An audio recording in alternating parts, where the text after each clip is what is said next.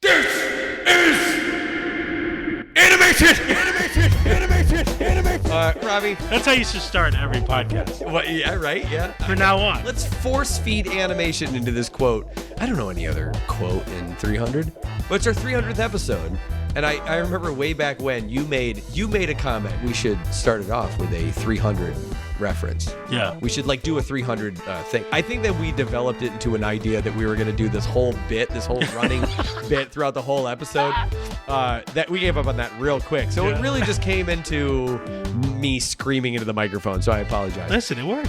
It worked. Yeah. So Robbie, what are we talking about in this episode? We are talking about the industry of animation. Yes, that's right. The state of the animation industry as we see it right now through our lens. So we talk a bit about work. We talk a bit about the types of work that we get, types of work that's out there, pay, freelance, contracts, studio work, kind of differences in there. Some insights, I guess, that we have in the people that are in the industry and the industry as a whole and how it kind of ebbs and flows. You're going to hear that a lot. Mm-hmm. How it, the boom and bust, you're going to hear that a lot. And try to make sense of what's going on right now. That's what these episodes have been about. The Hot Cocoa shows. It's just been, working through something. Oftentimes it was me going like, well, let me tell you about the animation. But now it really is just trying to figure out where are we right now? Like what is? Yeah. It feels very strange. I don't know when we're all gonna wake up from this like collective dream, but like right now, it's kind of this feeling where something feels off. Yeah. It just feels strange. It's a strange time. Yeah. So we want to just kind of like, I guess either just maybe comfort you into like... Not all of it is comforting. But also, be wary. Yeah, we're like an 80s kids movie. We're like, we have some really sweet, tender moments, and then we have some moments that will give you nightmare fuel for years. Yeah, this podcast is the horse sinking in quicksand in the never-ending story. Yeah. Swamp of sadness is not quicksand, which is also very appropriate. Swamp of sadness. That's a good goth band. Yeah, he just gives up. Oh, poor Artax. Rewatched that recently. Could not believe how soon that happens in the movie. It's like 20 minutes in the movie. It's like, I have to rewatch. It's so dude, it's so good. I get so annoyed when people are like, I just watched The Never-Ending Story. Let me tell you. The TikTok voice, Oh my God, you guys. Yeah. I just watched it. Yeah. Yes, exactly.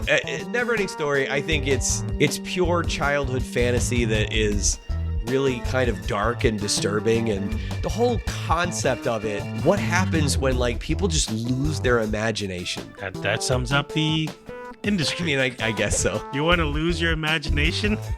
Yeah, and I guess as in my previous position, now I'm like the rock biter who's like I had them in my hands and they just got sucked away by the nothing. And the podcast is so long, it feels like the never-ending story. Hey, wait a second, that's from Stranger Things. Oh my God, you guys. This movie from the 1980s stole the song from Stranger Things. I don't have anything else to say in this intro. I think we should just get into it. It should be an interesting time for anyone who is interested in the animation industry, let's say. Yeah. It's I feel like this is really up the alley of our core listeners. Yeah. So hopefully this is something that interests you. But it's a Hot Cocoa show, which means we're really just talking about the topic, and it's just between Rob and I. It's kind of like we are just trying to discuss it and trying to make sense of it. Hope you enjoy the ride. Thanks for joining for 300 episodes. We'll say it again. It really means a lot to us, and I'm looking forward to a very bright, optimistic, positive series of 300 episodes. Like in the 300s. Yeah.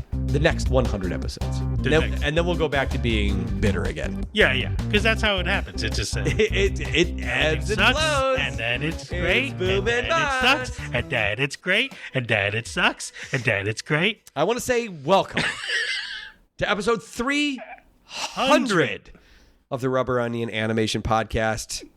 And we're calling this one 300. That's just it. That's what we're calling it. Wait, what'd you want me to call it? No, I think 300 is good. What'd you want me to call it? No. You were like... Oh, no.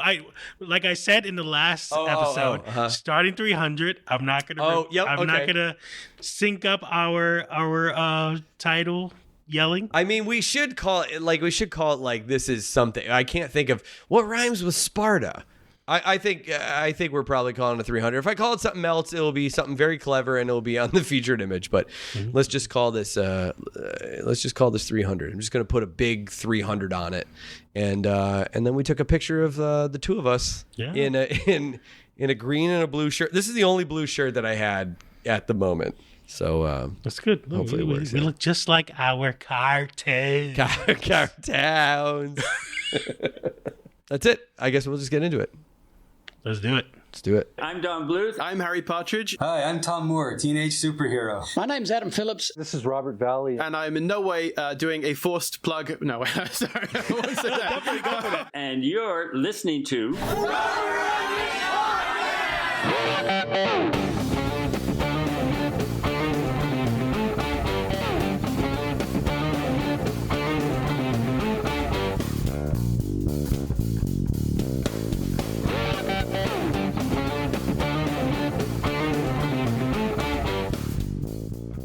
Okay, the recording has begun. It only has begun. So I was doing a Mortal Kombat. It has begun. Oh. Did they say that in there? Well, Shang Tsung says it, yes. Yeah. I only know them for, like, fight. Finish him. Fatality. Well, just wait. That'll come. Oh, by the way, if you just heard, can't blame Rob for knocking the mic. That was my puppy jumping off of the couch and knocking his mic. That's right. I will knock the mic at some point. She's very interested in Rob when he's over. Oh, that's good girl. So she's laying down now. This is that's how you know that we're about to start a podcast. Is someone just lays down, settles in, and goes, "Oh my God, they're gonna talk for another couple hours." Here we go. But I do want to say before we get started, I have brought this out. Do you remember this? Florida Man. Yes. I think, did we drink that on your birthday? No. We drank it at some point. This is during the last cookout that I had. Oh. It's called Florida Man Double India Pale Ale. Yeah. It's 8.5% by volume. Not crazy high, but for a beer in a can, pretty high. Yeah. And I just think it's Cigar fun. City Brewery. Yes, that's what it is. Yes, exactly. This is a manly drink. I don't think it's a manly drink. I think it is. Got a cigar on it. I mean, if it's Florida Man, we have to be like, we have to go nuts at the end of this. Like, I'm sure. Well, that's the point. Cheers. Bye bye. The point is, it's pretty high ABV. I think it's appropriate to start this way because it's not celebratory like with whiskey. Yeah. This is trashy as hell beer. It's like our high alcohol content, hoppy beer called Florida Man. Now, is it Florida Man or Florida Man? There's no comma. But there's also no hyphen, so it's not a superhero. It's not Florida Man. Okay, here's what this is how I'm going to intro the show. We'll probably talk about it when we get into the intro itself, but we're going to take some breaks during this, so we're not going to go all the way through. Part of the reason that I'm leaving my puppy out, she might actually just stay asleep, but we ordered some pizza, so not for the puppy. No, the pizza's going to come 45 minutes or so. We're going to take a little break, then we're going to come back and we're going to finish our topic. But this is kind of for us. It's a little bit like this topic. First of all, it's big. Yeah. It's a big topic. It's also exhausting because it's almost impossible to whittle down to the finer points of how we would even talk about it.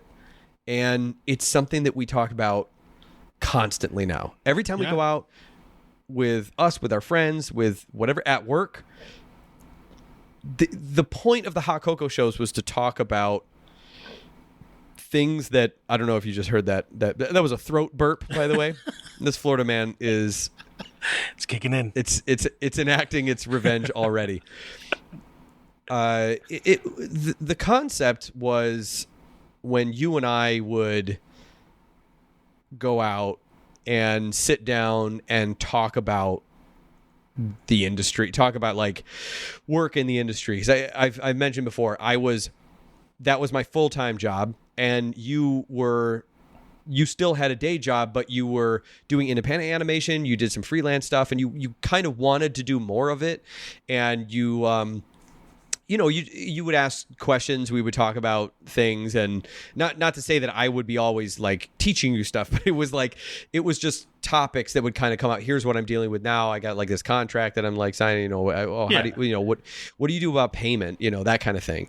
And so we thought that was a good idea for a show, Hot Cocoa Show. We talked about it. That's for anyone who doesn't remember anyway. That's the impetus of these. Now, when we thought, what do we want to do for the 300? The idea was, okay, well, we could talk about us again, but we just did that for the 10-year anniversary. We don't need to keep, every time that there's an anniversary or something, we don't need to keep talking about us and rehashing exactly. Favorite subject. It is, and this is kind of going to be that, but it's going to be in a slightly different way. I think I think it's appropriate that our 300th episode is going to be a Hot Cocoa Show. And it's also going to be as broad as this about just the state of the animation industry. Yeah. Our topics on, like, this has kind of been a reoccurring thing from the first podcast to now about the industry and how, like, I feel like our mood about everything has changed. I think there was an excitement with the industry, and now it's just kind of like, you almost want to say, like, if somebody got a gig, you want to just be like, good luck, like. It is really tough. It's one of those things where people say, like, would you tell people, like, this is an industry to get into? Yeah. And I think there's that's a weighted question, because I think that there's a lot of different types of jobs that you can do in the industry. And there's a lot of fields that you can get into. I would say that right now it's a bad time to be a specialist. I mean, it's a good time to be a specialist if your specialty has jobs, right? But it's a bad time to be a specialist, meaning that right now there's a bit of an upheaval going on, and when there's less projects, there's less jobs, there's less positions to be filled. There's sometimes a lot of crossover between, they want people who can do like either multiple things. But even aside from just that, I mean, I guess I'll get into this. The jobs that I have been seeing that have come across me, full disclosure, because I think I've said this already, I had no jobs and job prospects for about 6 months at the beginning of this year, from like January all the way up to June, end of June. Mm-hmm.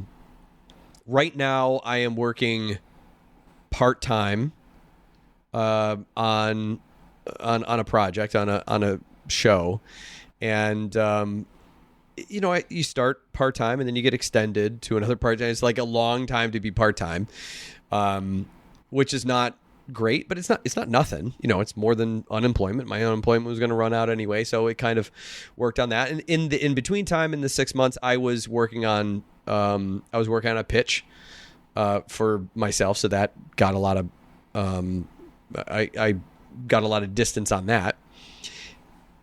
But what I've been getting in the last, let's say, 2 months, right, since I've been working on this, like as soon as I got this part-time gig, immediately afterward, I started getting prospective job offers or interviews for projects that were primarily online, like YouTube, TikTok. Those are the two main ones. Yeah. And they were always the same things. They were always, we want an animated short a week. We want a bit of content a day. You know, it was always that kind of thing. Yeah. And so those were freelance gigs. And just to go back to how freelance is a very broad term. So is contract. That's a broad term. I personally use freelance to describe things where you paid by unit, where the unit is something like, or not unit, but pay by project. Sorry, rather you're paid by project, where you get like half upfront, half on delivery. You are doing a whole thing. It's usually a full animated shorter for a full explainer video or character animation for something, but you're getting paid for a full thing. Yeah. And then what I call contract work is usually when you have a contract, it's usually because it's a go-between, you get work through a studio who has been hired to deliver this full thing. So they do a full bid that's like, this is how much it will cost for the full thing. And then they hire people out via contracts, and that's by unit. So that's either by frame, by hour, by panel. So would you consider, let's say, Shadow Machine or something hires you to work on Contract. Yeah. So that's a contract. Okay. So if you're doing boards for a project, for instance. Yeah. That's what you mean? Yeah, yeah. Yeah. If someone hires you to do, and this is my term. I'm just saying this now so that people understand what I'm talking about when I say freelance and contract, because we're going to talk about different types of work and things. So when I say freelance, I mean someone has approached you or a company has approached you and says, I want a music video using these characters that are mascots for my, children's sports company or something. I don't know. I'm just making something up. Yeah. But they want something like that, and they come to you and say, how much would that cost? Yeah. And then you have to then bid back and say, oh, this is going to cost, $4,000 because it's 2 minutes, but it's also, 4 main characters. We have a lot of different places that we're going, not as many recurring situations. There's a lot of action. You have to work as your own kind of company. Yes. So you could think of it as sole proprietor, right? As if you do your taxes as a sole proprietor, it's like you're your own business, right? Yeah. That's what I'm referring to as freelance. And then contract is when, a company needs some help finishing cleanup, doing in-betweens, getting ahead on storyboards, that kind of thing. That's contract work. Yeah. It is freelance. Just to let people know, that is freelance work. I'm just trying to say I have to have two different words to describe these two, because they're two completely different ways that you get the jobs, retain the jobs, and the amount of jobs that are out there. Yeah. Okay. So what I have been seeing is freelance jobs that have been freelance and contract, not as many salary jobs, but I have been seeing a lot of freelance jobs come my way, specifically for YouTube and TikTok. And I guess my point in this is, well, we have a bust in our boom and bust phase from, you could point to the pandemic and say animation had a big boom because we were producing a lot of stuff during the lockdown. Yeah. And then when things started opening up and then production started going back, there wasn't as much need, yada, yada, yada. You could say that. There's a lot of reasons for it, because there's also, it affected streaming, and then there's a streaming consolidation, and then companies buying companies, and again, yada, yada, yada. But the point is that we're in a bust place right now in the industry, where there's not as many jobs. Huge difference. But then there's also coinciding with just coming off of a writers and actors strike that lasted for a long time. The impact of that is felt in animation in the way that a lot of projects were halted. and not as many animation projects were halted because not as many animation projects are WGA. And so when those come back and they're able to do it, everyone's focusing on the live action. We got to catch up. And animation is always, I say this, animation always plays kind of second fiddle to live action stuff. So we're just getting the slingshot effect, I guess, of of that. So those two things happen just now. And I just want to wrap this up by saying the last time that I had contract work, that all my contract work was then canceled, put on indefinite hiatus, and then I started getting freelance work, was in 2009. Yeah. And that was after two things: writer's strike, the longest writer's strike, and financial collapse. Yeah, 2008. Yeah. Yes, 2007 to 2008, that whole period. It's very similar in climate. I mean, the reasons that we have less projects are, different. That was the financial collapse. This is, and more of an entertainment collapse, I guess. It's not really a collapse. It's just it's a consolidation. People are, companies are buying companies, and streaming is having difficulty. Everyone's tightening their. I'm so tired of I know Disney is merging with Hulu and I mean, that's old. That happened a long time ago. Yeah. Yeah. But it's it's weird how every time some kind of something happens, whether it's the pandemic or the writer's strike, and it's just we always. People look at animators like, you guys are gonna save us, and then we lift them up, and then once it's over, it's just it's like the cool kid hanging out with the dork in detention, and you're like, oh, this is a cool friendship, and then it's almost once you're back, it's just I don't know who you are. It's almost as if animation production is not as expensive, and there are less worker protections. Yes. One might conclude. But, obviously, animation production takes a long time. It takes a long time to make a show. And so I'm sure that we'll talk about AI eventually. But, I mean, that's everyone's worry, is that because it takes a long time, because, they're shoring up their, projects, and now people are worried that AI is going to be there to speed up production. Yeah. And speeding up production means less people, which is funny because really hiring more people would speed up production. There's a lot of times where I feel like I could finish things real fast if you give me a lot of people to work. You need more people to manage. My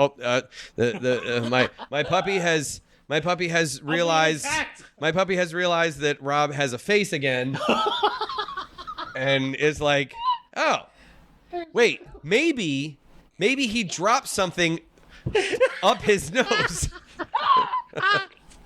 Oh yeah. Oh yeah. This is actually an interesting concept. A podcast while a dog punches your face with its face. I don't think I can relate that to anything in work, but she just wants love and attention, just like animation workers. Exactly. Yeah. We were all kind of like puppies when we. Exactly. What I was trying to get at was that this is familiar territory for me. I mean, the topic of conversation was always like, when is work coming back? When's work coming back? And the phrase is, stay alive to 25. Stay alive to 25, because it takes, you think about strikes ending in last year, 2023. And then we also have a bunch of companies that are trying to figure out, okay, well, now that we have new deals, especially with new residuals and things in streaming, what are we going to do? How are we going to keep the money flowing? It's everyone says it just gave them permission to lay off a bunch of people and cancel a bunch of projects where they kind of wanted to do it anyway. It was like, we don't really know. Nobody knows what they're doing. It's almost like when people talk about the industry, you have to engage in a little bit of conspiracy theory because you want the world to make sense. You want it to be, there was a reason that this happened. There's a reason this happened. And for the most part, yeah, there is. But usually the reason is because, well, they needed money. They needed to save money. Yeah. They didn't want to spend as much money. It's always going to be. They wanted to show that they were doing something to try to save money, even if that didn't, solve any particular But I don't understand. It's just like animation, and you can put visual effects in that as well, where it's like it is what I would say like 80% of what a movie is sometimes, even when it's not very heavy effects wise. I mean, I'm never great at percentages. I don't want to go that high, but there are and I have this thing that I used to talk about this. I used to talk about this a lot. But every person in the creation of a project thinks that their job is the most important job. And well, if it wasn't for the writing, you wouldn't have anything. Well, if it wasn't for the acting, then you wouldn't have anything to film. Well, if it wasn't for the camera operators and you wouldn't have anything on film. If it wasn't for the lighting, you wouldn't be able to see anything. If it wasn't for the, everyone has. For the gaffers. It's like, okay, but this is, I think in a weird way, everyone's making the same point. It's a highly collaborative job. And, some jobs are more obvious than others. But it gets to be really shady when you start thinking about, above the line and below the line. And above, for those of you who don't know industry terms, above the line is considered people who essentially if they were let go or they left the project or fired or whatever, it would greatly impact the project in a way that is kind of unrecoverable to think. So you're talking like the stars of the show, the showrunner, things like that, executive producers. Those are all usually above the line people that have the highest impact, I guess, on the overall trajectory of the show. And below the line is usually considered like craft. It's usually considered craft jobs. Your electricians and set designers and designers in general. And then of course you get animators, and that's why we're in IATSE, because IATSE is usually below the line, and the Animation Guild is kind of its own union, part of IATSE. You can look all that up, but those are industry things. Those are industry terms. They're very old. And I really tend to angle toward that everyone's position is important. Every job is important, because the whole point of having those jobs and the whole point of having departments is that, well, you need that. I think it's because when you hear animators getting fired, you picture them wanting this job so badly since they were younger and growing up watching. So you just you hear like someone's whole life being destroyed. Obviously, every firing it's sad, but I think when it comes to animators as well, it's just like it seems more like a you're shattering their spirits. So I guess what we should move to then are job prospects and things. I had mentioned how I have been getting more referrals, I guess, more emails about doing independent animation for YouTube and TikTok, which is exactly what I experienced after the last, what I would call upheaval. Mm-hmm. So this is very, very similar to the last one. I think it's just because when you have companies, it's usually go-betweens. It's go-between companies, right? So you have an animation studio that is looking for you to do in-between animation or boards or, whatever. That's contract work. And they have less projects that are coming in. And so they're not hiring out as much, because usually when they hire out, it's because they need to wrap something up really quick. They need to get ahead of the game because their in-house staff is taken up doing this other project or something. So when those all start to dry up, those kinds of jobs dry up, right? Yeah. And that's totally reasonable. Obviously, there's nothing to be said about the on-site jobs that you have and layoffs and things, which we'll get to. But I think this is a sign of the start of the beginning of the cycle again, is that I'm getting these types of jobs because they might have funding from somewhere. They might be self-funded, or they might just say like, oh, I'm just going to do one of these shorts and see if it can go far. And then I might hire if it, So when you say goes TikTok off. and stuff, is it like an influencer, or is it like because when 2016, when we were living together, I was doing like MTV, Snapchat kind of stuff that was hired out through a company. Right. I guess through like Cartoona and Yes. doing social media stuff like that. This is like funny enough, I would consider that freelance work, but via contract work, because it really was, because I did the same thing. It was through Cartoona, and it was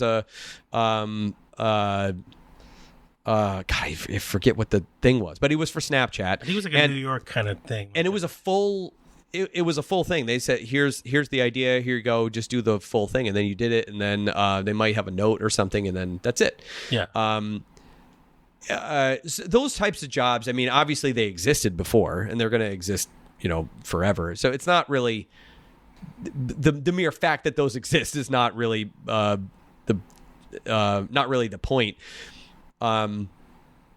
A lot of that stuff I was called grocery money. Yes, more to my point was that the jobs that I would primarily get as time went along, that let's say about half of them that I would get were contract jobs through studios to work on things with them.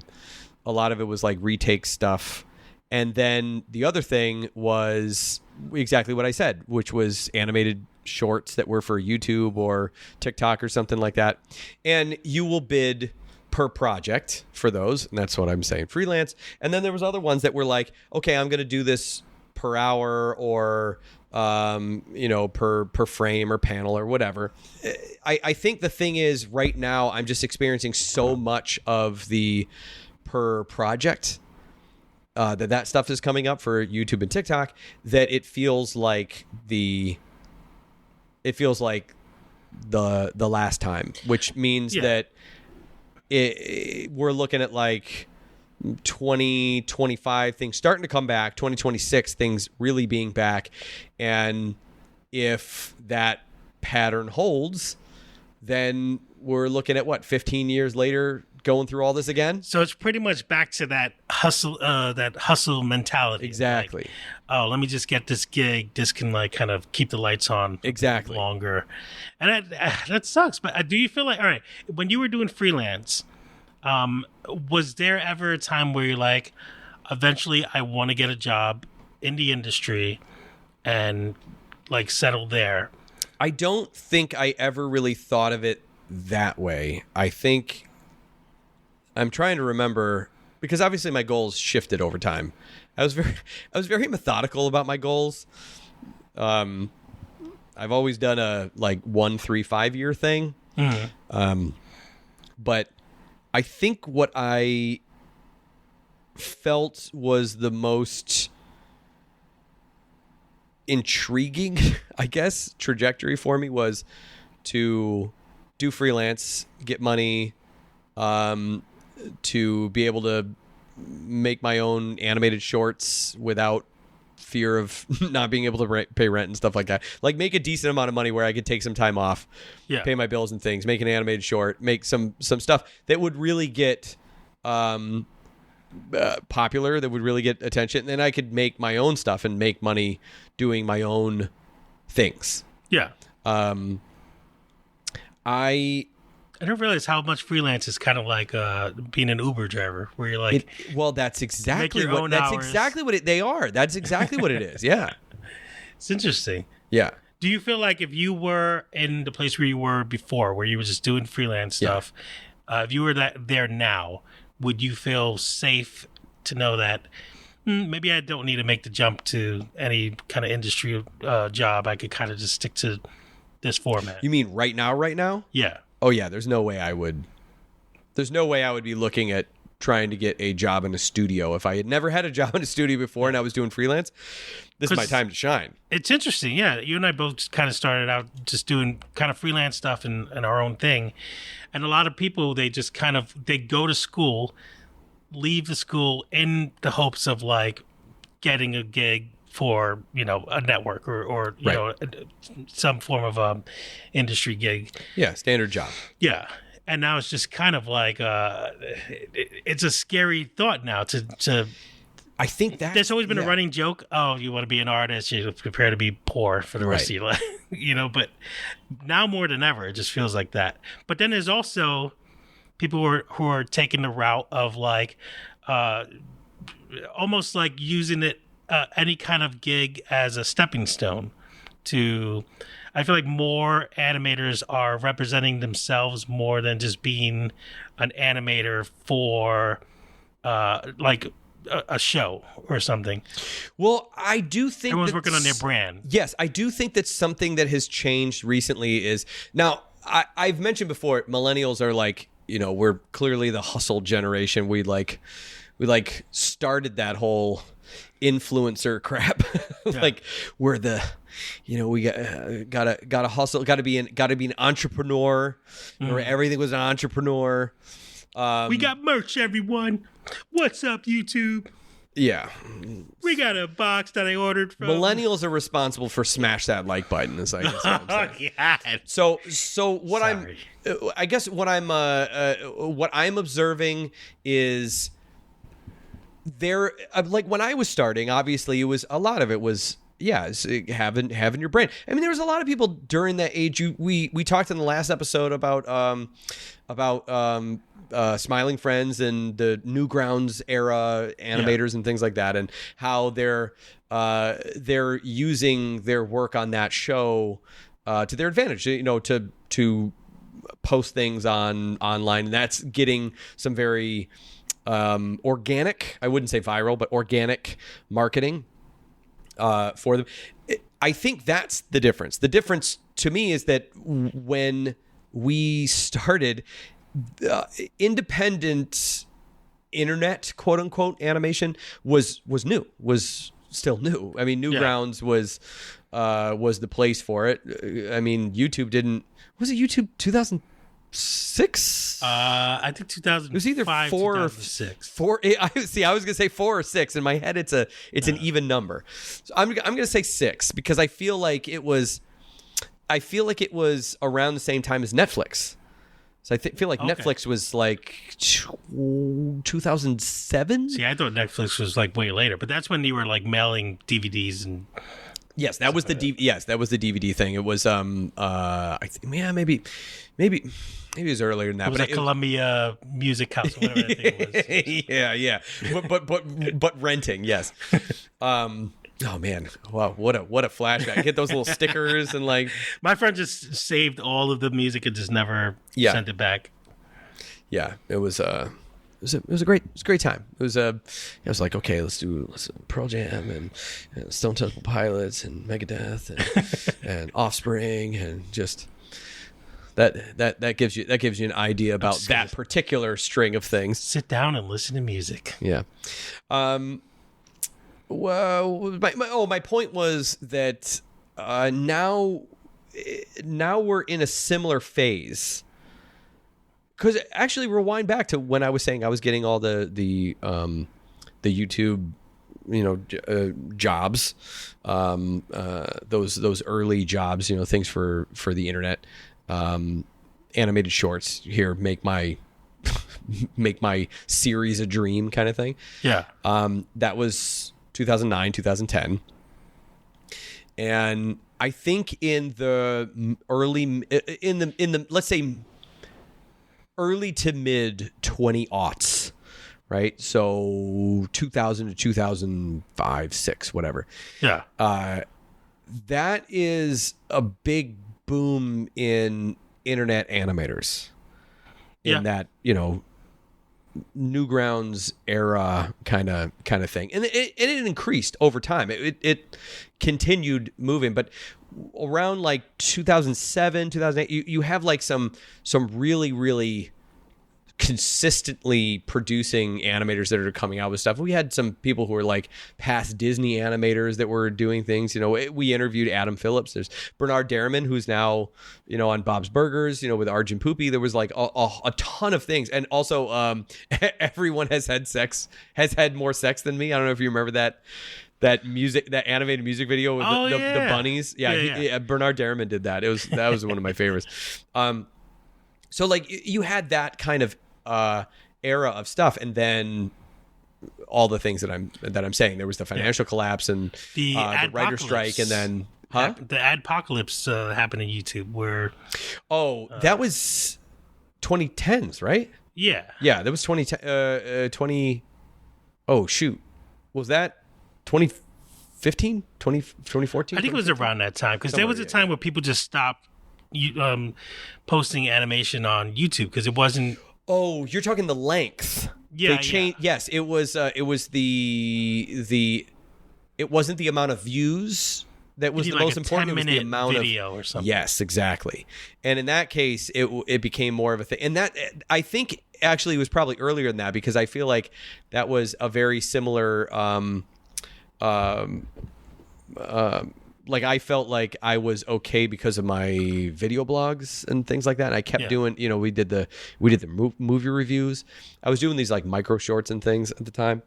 But that was all for Newgrounds. I mean, I put it up on YouTube, but Newgrounds was like where I was posting most of my animation. Anyway, I had a point. We are meandering because it's a Hot Cocoa show, but I think ultimately my point was that for the animators using the work that they're doing for their own profiles, that wasn't an option back when internet animators were in their like heyday. Yeah. Exactly, right? Because a lot of people that were on Newgrounds that were doing that because they were not at a studio. They were doing that because they wanted to produce their own animation, and it was accessible. There was the Flash age of like accessible animation. Then you had some people who were like really, really great at it. And then I'm self-taught. I didn't go to school for it. And that kind of thing was very inspiring to me, to go like, oh, it's just up to your hustle. It's just up to you and how much you put into it, of what you can get out of it. You can make some like really great stuff. And I always wanted to do animation, but it was never really a viable career for me. So I just made animated shorts, and then I'm doing yada yadas a lot. Yeah. But then I ended up in getting jobs because people noticed me, and I started taking those jobs, and then that left less time for my animation until the financial collapse, which happened only a couple of years into my career. So financial collapse happened, and it gave me an excuse to go, oh, okay, well, now I have to hustle to make as much animation as possible for work, for money. But then also I was in, if you go on to the YouTube channel, like 2010, I uploaded tons of stuff. Yeah. I was just constantly working in 2009, 2010, 2011, which is also around the time we started saying 2010, 2011. I don't think we started saying 2010, 2011 until like 2015. Like I think we said I mean, it was still exciting. 2008, 2009, 2010, 2011. I don't think we said 2011 until I think that was a reverse engineer from like I don't know, it was like 2015. Yeah, I don't think we said that. I think it was when we got to like maybe it was 2013, 2014, 2015, somewhere around there. Mid teens. We were very excited to be part of 2000. But now we have internet animation has proliferated the culture so much that these people now are of an age where they're getting jobs. And not just that, but also kids who are getting started in animation also are they're coming into a place where the groundwork has been laid for you to be able to have all these avenues to put your stuff up. The more social media stuff, I mean, the fact that we have TikTok now, you can upload stuff to YouTube Shorts, TikTok, Instagram. There's all sorts of and let's not discount Newgrounds. It's still there, but there's all sorts of places where you can upload your things. That was not the case when. Oh yeah, it was very limited. I remember being laughed at because they were like, "Oh, what are you doing now with your animation?" "Oh, I'm posting stuff on YouTube," and it was just like, what? It was ridiculous. So now I think the difference is that we just progressed to now where we've all kind of come back to this place where it started very indie-like. The people who were very indie, quote unquote, made good and gotten like studios and things, got into like bigger productions, and the bigger productions have kind of started to fizzle and to dry up, and now we're kind of coming back to a big resurgence in indie stuff. And I feel like, in attention to indie animators, to me, like doing independent animation and stuff was like an artist like Basquiat making something or something. It was just like what a reference. Yeah, I was gonna say Banksy, but how the hell can you mispronounce Banksy?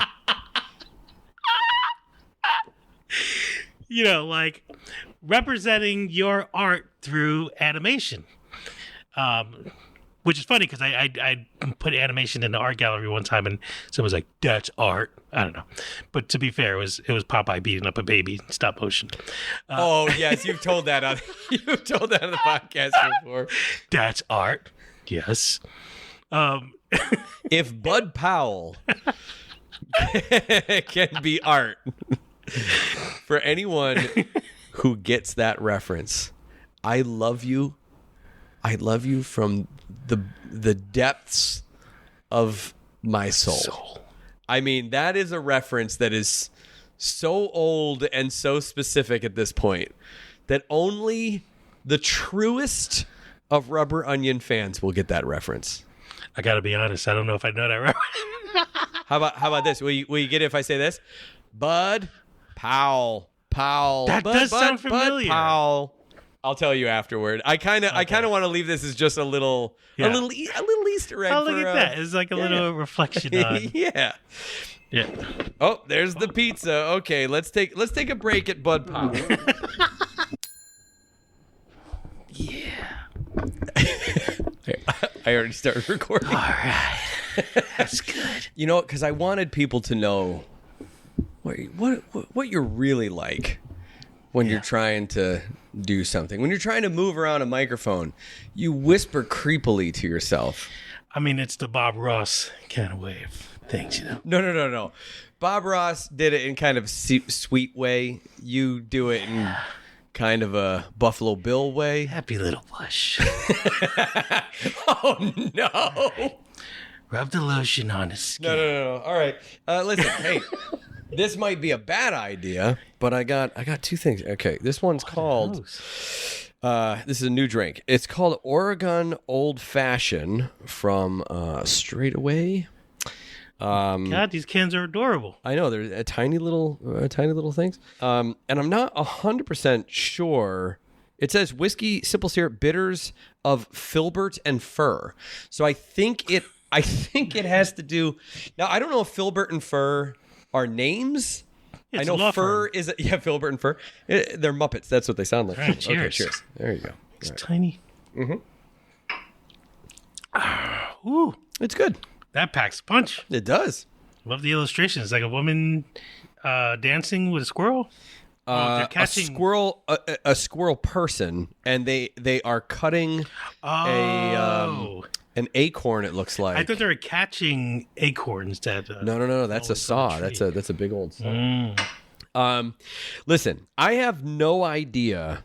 Not a sponsor, by the way. Where we left off, but I will say that in the intervening time, We had pizza. We went to a bar, sat outside with a puppy. It started to get rained on. Came back, got a pizza, and then put on an insufferable video. Started to watch that just so we could like talk about it. And I'm throwing a toy so that my puppy can like be distracted for a moment. And I hit stuff on top of my bar cart. And it falls off and shatters into a million pieces. And I've spent the last 20 minutes just picking up glass and soaking up larceny whiskey. Telling you, it's the Florida man. The Florida man. Told you things were gonna get wild. I think it's appropriate on this on this episode. We spent an hour talking before. And now we're in the back. I think the hour that we spent before the break was kind of like it wasn't exactly a setup of like why, but it's kind of a this is what I see going on in the animation industry right now.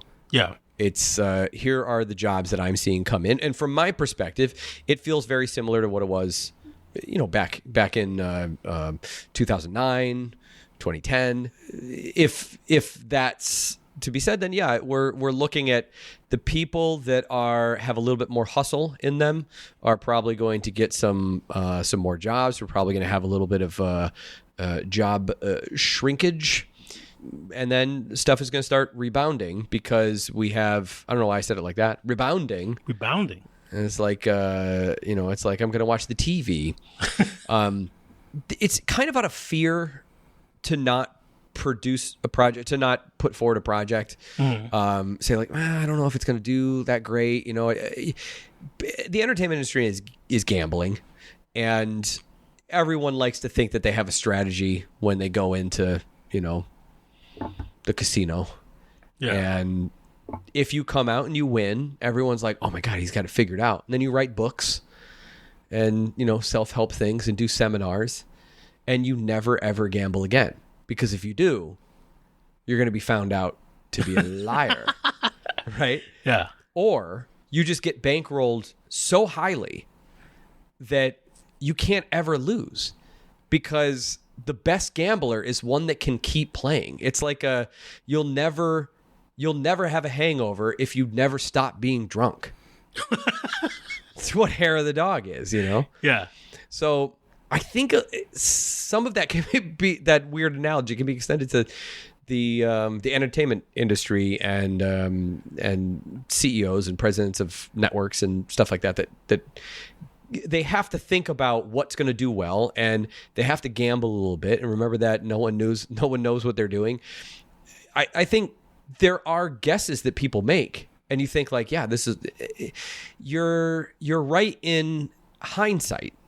But there's a lot of people who come up with really, really good ideas, really good, intelligent ideas, and they don't pan out.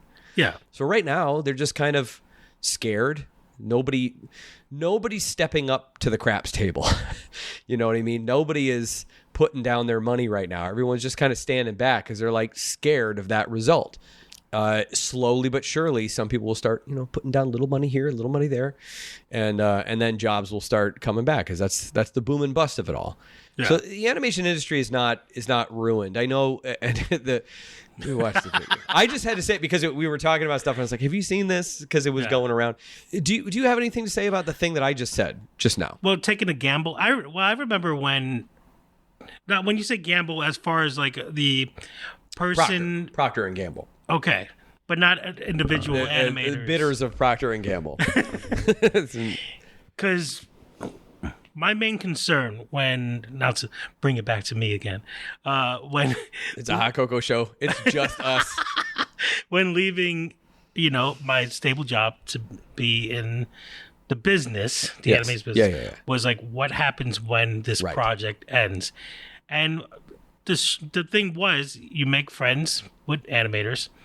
They get gigs, and they kind of like put in a word for you, and you kind of hop on to different projects. Now, there might be less of that now.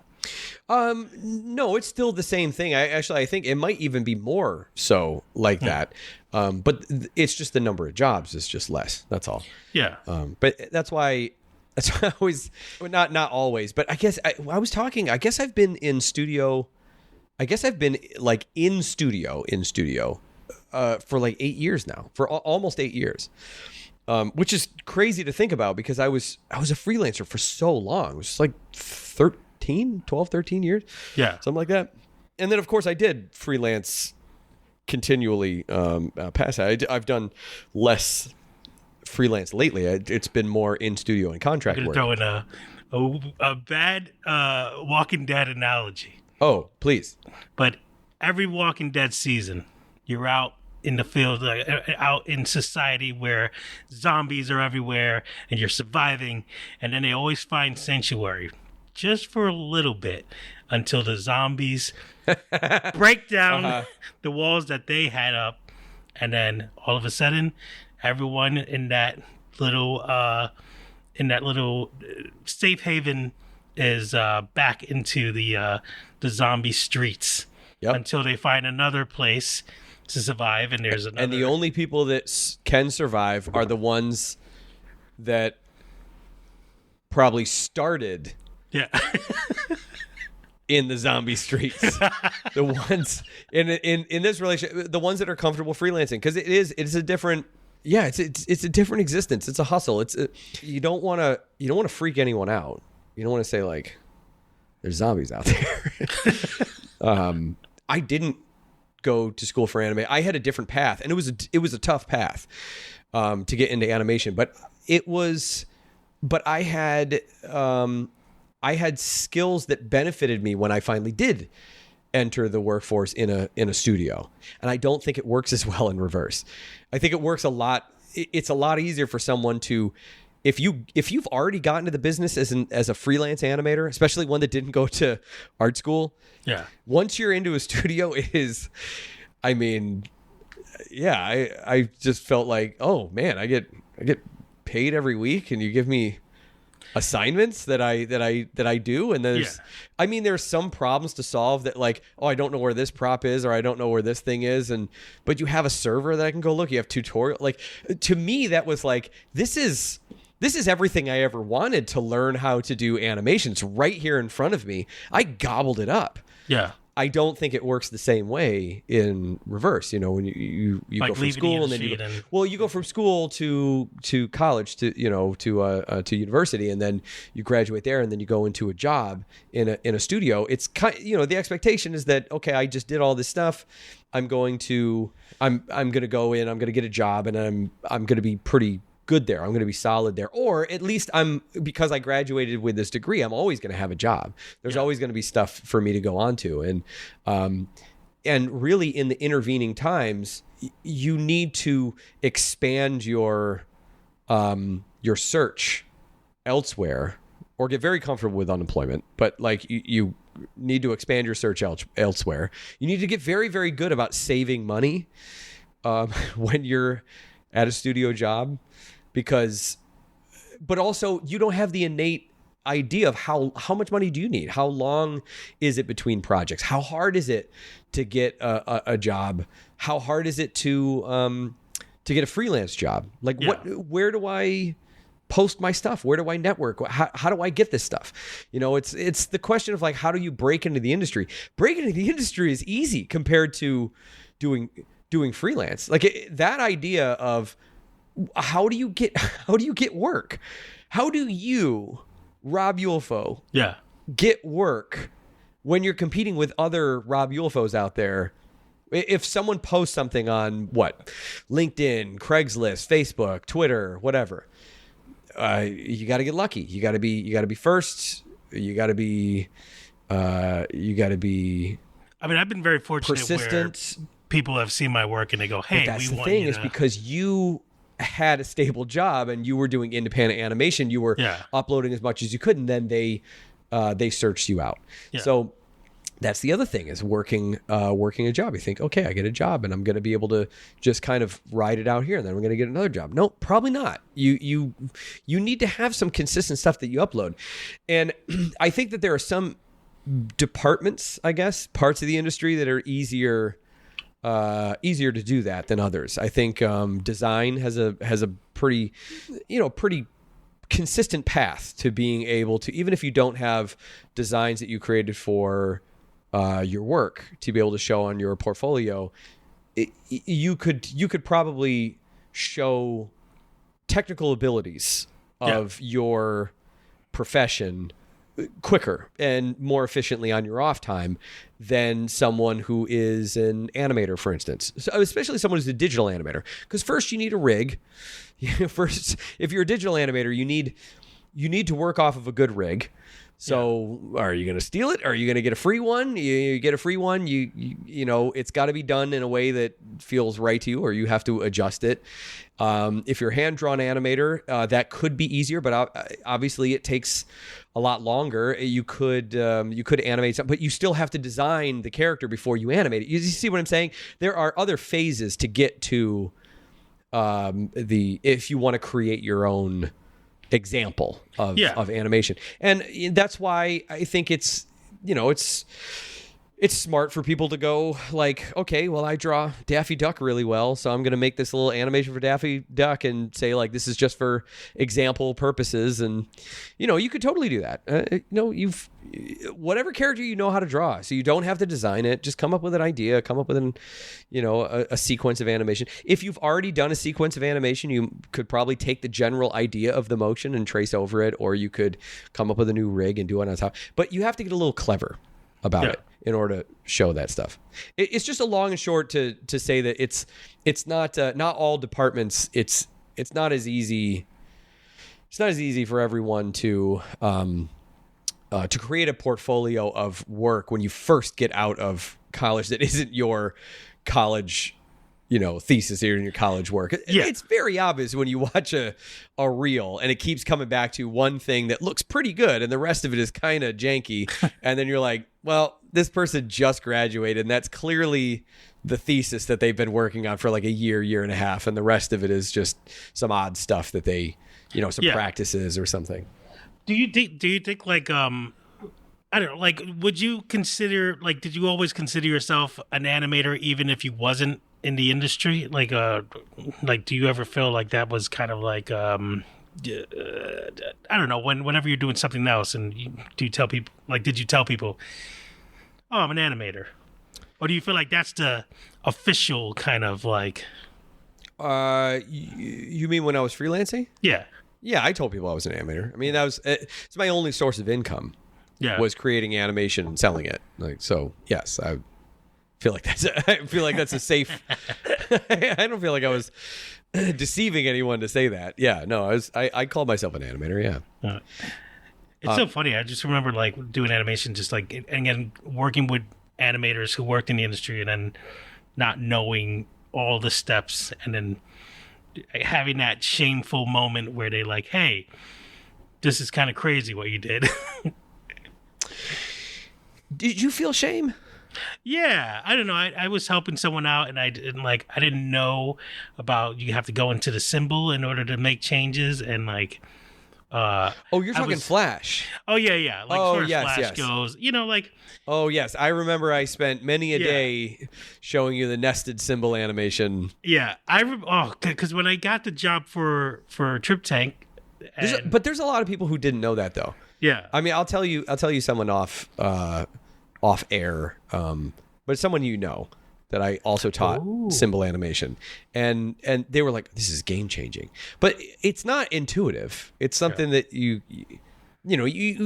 I only saw it because I, and I'll say this now because you're gonna track me down. I got one of those like Swift to FLA things that I like broke apart, and I like. And I looked frame by frame through some Swift animations. It didn't do it right. It actually took the symbol animation and put it inside of one thing, and but it became very clear as I was looking at it. I was going frame by frame and stepping through it. I was like, oh, this is inside of something. And then I saw another tutorial that was on, I don't know, it's probably like an earth, like a spinning earth or a disco ball or something like that. Yeah. And it was like animation inside, because I knew movie clips, but I could never control them. And it was like, no, graphic, you want a graphic symbol and you want to, whatever. And so I learned how to address the thing with the graphic symbol animation. And then that's when I learned, oh, okay. So you do all the animation inside the head, and then you move the head around, and that's old stuff. I mean, that's the whole body. I hand drew the body, but the head was so intricate, and all the acting details were in the head. That's where I did all the symbol animation, all the graphic symbol animation. So those like little steps that you kind of make along the way, I mean, you can learn those on your own, but that's a really good example of something where, I mean, you didn't learn that at in the office because we weren't using Flash. Yeah. But it is a good example of how you could be doing something one way, but it's not until you start working with someone or someone else sees your stuff, you work alongside someone, that you even know how good you are. I had no idea. I've kind of become known for the speed at which I work now. Yeah. I had no clue. I thought, I was worried that I was going to be slow, I was going to be messy, I was going to be all these things. And what I have become known for in my office work is the speed and organization of the work that I do. But that was all for me. And then whenever I would hire or I would work with someone else, it was always the handoffs. It was a blind handoff. Yeah. So I had to make sure that everyone knew what I was doing. So I would write notes in there. I would have whatever. I don't do that as much in the studio, but I did when I first started. You just don't know things like that until you start working alongside people. Yeah. Going for my job and then sitting at a long desk with animators on your, like, by the side of you was just such a surreal thing. And then I noticed that you would always work in this tiny little window. Oh, I still do that. Yeah, I keep right in all front my of time because you. I don't want anyone to see if I make any mistakes. Right. But you didn't do that at home. You didn't do, and I didn't want to point it out because I knew that you were anxious, and it was. But like, I came over and I was like, could you full screen that, because I can't see what you're I can't see what you're showing me. But you work. It was like the days when I had like a shitty computer and I played Doom on my shitty computer that didn't, and I had to like shrink the screen. And I don't know if anyone remembers Doom on the computer, but you would shrink the screen, and these bricks, I think they were bricks or they were stone or something, that would like, and it was like surrounded by a bunch of like busted bricks. Yeah. I played in a little thing that was, I mean, it was like the size of a stamp. It was the smallest screen. That's what it reminded me of. Yeah. And it was just, you just didn't want anyone. Oh, you didn't want anyone to. Behind me was like traffic all the time. It was the kitchen. The kitchen was there. Yeah. So it was like, oh, I don't want them to. But I put you there. See what I'm looking like. He was on my team. I was a lead animator at the time. I sat you there specifically because I knew that you would want to be on the end. Oh yeah. You wouldn't want to be in between. But what I did not think about was that by being on the end, you're also the person like right next to all the traffic, all the foot traffic. That wasn't something that I thought about. But it was a great like learning experience, and I feel like there's. I didn't want to sit you next to me. Yeah, that was the other thing. Not because I didn't want to sit next to you, but I thought like it'd be better for you to sit like. Yeah, it wasn't like around people that you didn't know. When you're walking in the cafeteria and then you see your friend like, hey, right, yeah, hanging out with the cool kids. No. I was sitting across from you so that you could always like wave at me in case something was up. But yeah, those kinds of things, I think like at least the studio, I really felt empowered to make decisions like that for the team. I was just a lead ant. I wasn't crazy, but those types of things, I just thought like when I first started work there, I was sitting in the way back corner, and there were things that were good and bad about that. Definitely good for me because I kind of wanted to be out of the way. Yeah, I thought a lot about where people sat. And the times that people come in, the times that people leave, and things like that. The office setting is a very different. It's a different beast. Yeah. Than freelance. Freelance is just. I mean, it's. It's kind of a zombie apocalypse. I mean, go back to your thing. It's not anything that I ever really wanted. I never actually really thought that I wanted to pursue working in a studio. Yeah, I didn't want to like have to continue working on a certain style where I think, where it's just like, and for the most part, when we were working at Cards and President, you have to stick to a certain format, but like I always have that fear of like, oh, what if I get a job at this studio and I just can't get the rhythm right of like how their their timing sheets are, or how you draw. That's so cute that you think that there's timing sheets still. But I mean, there are timing and then sheets. cells and painting. There are timing sheets, but it's usually for sending things overseas. But you would be. This is kind of what I was telling you at the time. Is like you would be so right along so many other people, because I mean, listen. Oh, this is.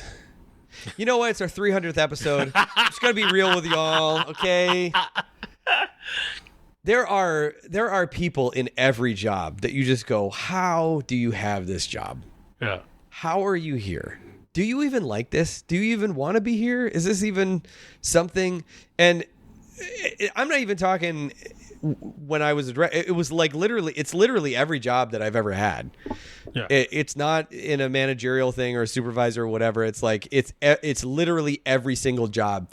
There is times when you just kind of notice that people, and it's probably not all the time. It's probably just this particular job. It's just they're not jiving with this job. It's just not.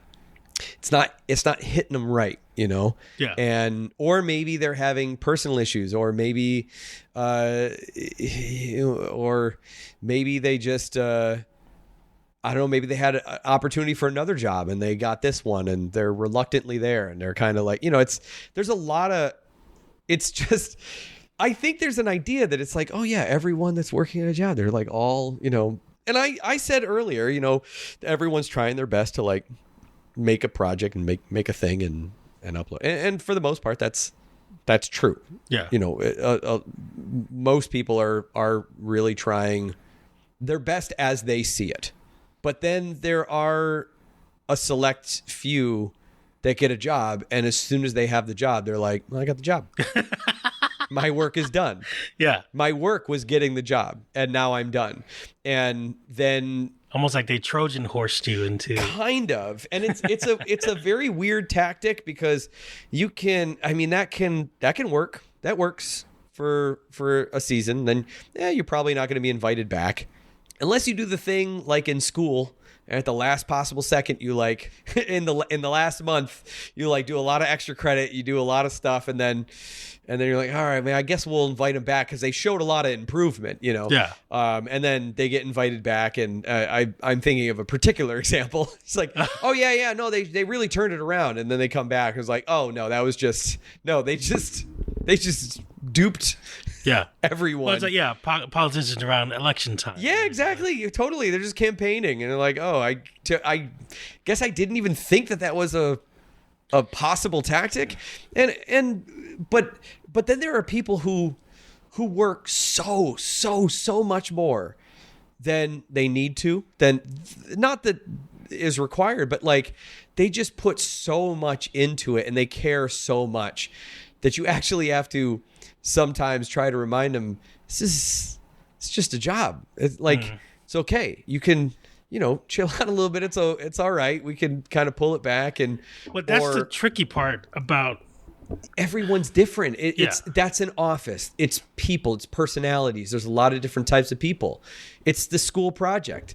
Someone is going to be a Leslie Knope, and someone's going to be I thought you were going to say Leslie Nielsen or something. Someone's going to be a Leslie Nielsen. And someone's going to be a Jerry Zucker, whatever. Is it Jerry Zucker? Who's Zucker? Who's the Zucker who directed? Who's that Zucker? Who's that Zucker who directed? Was it Naked Gun? Yeah, weren't they brothers? The Zucker brothers, yes, but one of them was directing, and he talks about it was like his first job, and Leslie Nielsen was like, And he was like, "Hey, can we like run that again?" He was like, "This kid wants me to run it again." He like gave him a real hard time. It was like his worst. It was like the worst job that he ever had. Yeah. It was like his first directing gig. Oh, I never heard that one. Yeah. No, you never heard that? Yeah. But how do you? Yeah. On the industry thing was this guy. All right, if you are, I'm making sounds. What was that sound? I have to Popeye. rewind my conversation. I need my spinach. I wonder what happens if you play that in reverse. Popeye? No. If you pretend like you're speaking in reverse. Oh, like right now. Yeah. So I wonder what happens if you take that nonsense gibberish and just play it. Hail Satan, our Dark Lord. All right, go ahead. Speaking of the industry. Yeah. So, all right. People working really hard, going over hours. I don't care about overtime. I want my shot to look great. I want this to look good. How do you started like a country song or like people working overtime? Okay, sorry. Go ahead. Working overtime. Go ahead. Grab me a 6-pack. Meet up with my friends and watch the game. Do some keep frames. Go ahead. Go ahead. All right, I totally derailed you. I'm sorry. So a lot of times those people get taken advantage of because and then eventually do you become that like, this is a job now? Because it's weird. I can never get an animation job where I'm like, every animation job I get, I'm like, this is a unique experience that I'm doing. And now there's some people we've worked with, in general, just in the industry, it was just like, what's next? Oh yeah. And I think some of that is, it's people that get jaded, and they get jaded, probably from putting too much effort into something. I feel like that happens to self-proclaimed perfectionists a lot. Yeah, people who think like, oh, I just need it to be perfect, and there's a type of perfectionism that's just irresponsible. And that is just putting way, way, way too much effort into something that isn't really going to pay off. It's not needed. That's usually where a manager could step in and say, hey, listen, you're putting a lot of effort into these like individual shots. And if you're doing that for your own reel, I can give you a good reel shot, but like, this is not helping out the production. You got to pick up the pace kind of thing. That's where someone understands that the thing that they're doing, like, I get it. I've been in the position. I know kind of what your goal is, and you want some like really cool stuff for your reel, but you can't just like turn a scene that is going to be like a character who's going to be cropped, from above the belly button. You can't do all this like crazy, like walking, dancing stuff. Like that's not needed, Yeah. Just keep their legs still and little bunny foo-foo them up and down, like, you know what I mean? I've given this advice to people before, but I think I even told you, like, if anyone recommends you, I mean, I would be recommending, but if you ever get a referral or recommendation, take it. Take the job. Don't negotiate. Don't ask twice. Take the job. Especially if you're new to animation, this is a new studio. This is a new thing. If someone recommends you and they offer you a job, take that job. Yeah. You might go, oh, I want more money. I want to, don't do it. Don't bother. And this is I'm sure a lot of people are going to say this is terrible advice. Especially now, I don't think it's terrible advice. I think there's something to be said about obviously trying to negotiate. If you feel comfortable negotiating, but I've met a lot of terrible negotiators. They push too hard. They make it seem like this is they're like, oh, it's like you got to be willing to walk away. Not with everything. Yeah. If you can walk away, yes. But if it's a referral, if someone has given a referral to a job that you have never worked before with a crew that you've never worked before, that means that this person is introducing you to part of their own network. Yeah. Like you're essentially co-opting their network. The whole idea of stability in this industry is networking. And one of the things about doing that is if you're new in the industry, take every single recommended job. Anytime someone recommends you, oh, you should hire this person, take that job, do it great. And then whoever you're working with in that one is going to recommend you the next one. Take that job, do it great, and just keep doing that. You will have the most stable career because you are going to be the person that people are going to remember. They came on, were really helpful. That's all that matters. It's just being helpful. Doesn't matter. You could be the greatest animator in the world, but if you're not helpful, and what I mean helpful is like, listen, if they're saying, I just need this one turned around real quick, don't put everything into it. Don't do a crazy animation. Do that one fast. If they say, I really need a lot of good character animation in this one, turn on their character animation muscles and really knock that one out of the park. If there are some things, there's a project coming up and it's like, oh, this one's going to be like underwater, there's all these like bubble animation, everything. I got like, look up some tutorials on bubble animation, try to, see if you can help out in some way. I think the people that that do the best when it comes to this boom and bust feature, I guess it's not a bug, it's really a feature of the entertainment industry. The people that do the best are the ones that look at their career holistically.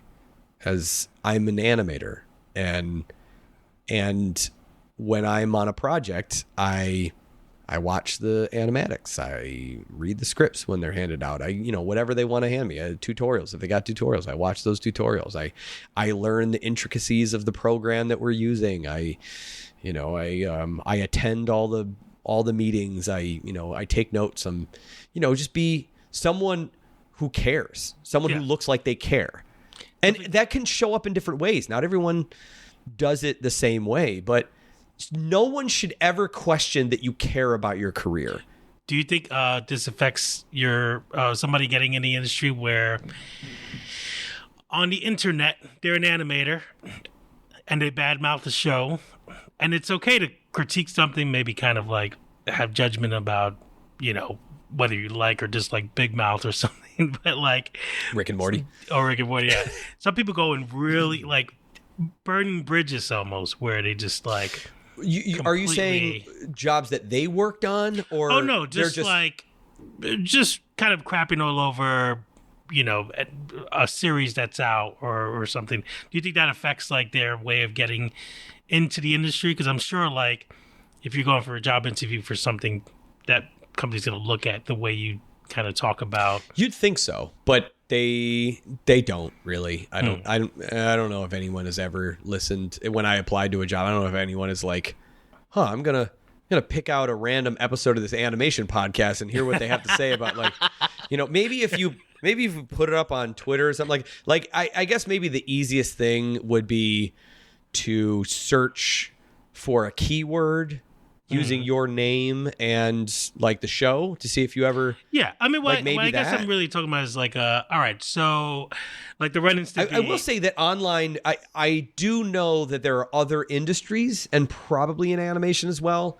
Maybe producers do this, but look at social media presences and see like how do they use their social media.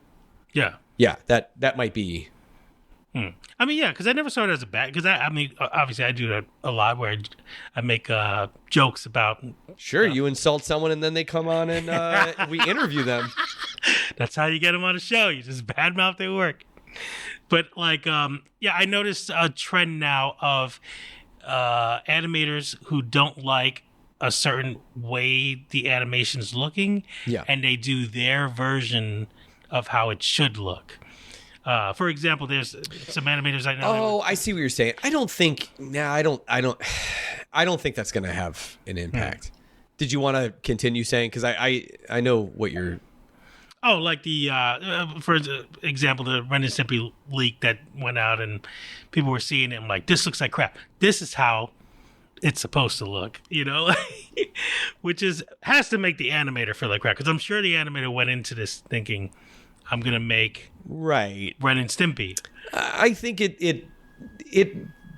it's personalities. It really depends on. Did someone leave a tea kettle on? Is that an alarm? Do you hear that? I do, yeah. It's not even a wee. It's just a high whistle. That was so weird. I've never heard that before. Is it broken? It's like an eerie scene in the movie. Yeah. I feel like we're talking a lot about this type of thing, and I don't really want to get caught too much up in the studio. More about the bigger picture. The bigger picture of stuff. Yeah.